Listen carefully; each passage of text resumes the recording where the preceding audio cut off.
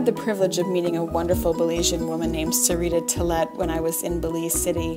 Her husband is Tillett, and the two of them run SNL tours all over the country. I met Lascelles, and he told me that he didn't eat anyone's sauce but his wife's sauce, and I begged him to ask her to teach me how to do it.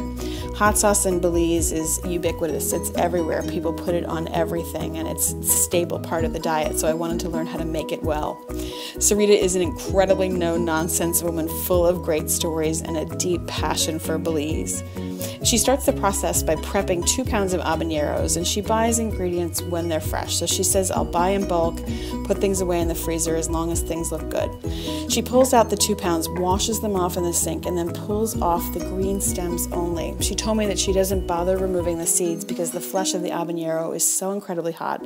It's actually one of the hottest peppers in the world, that removing the seeds won't make any difference in terms of the heat factor.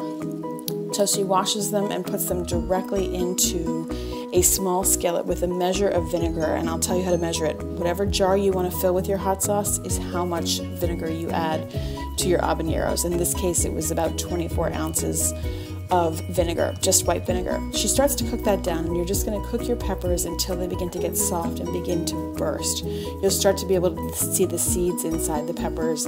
Make sure that you don't stand directly over this pot because the fumes have that heat oil from the peppers in them and it can burn you.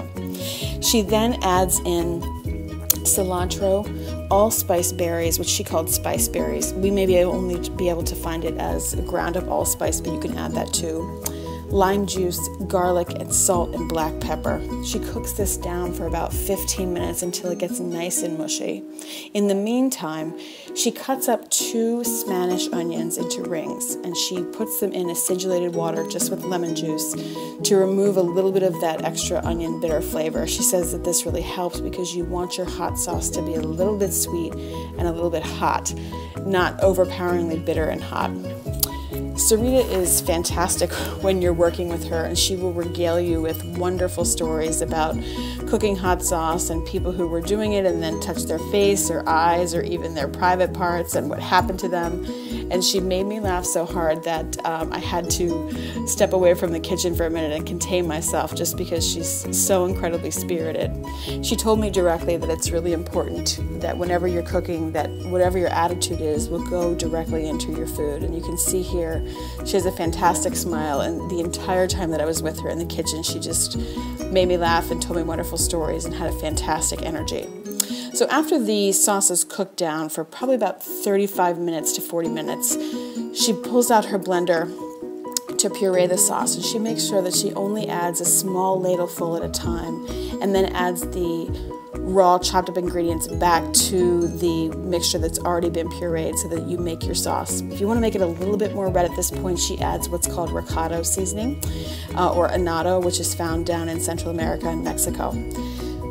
She said to me, it's very important when you're finished with your sauce to clean your pots with some type of acid before you do your dish soap. The acid helps to cut down on the heat of the peppers that's in there. If you don't, then the next thing you cook in that pot will maintain that heat from the habaneros, and it could be very unpleasant. Here's the finished sauce.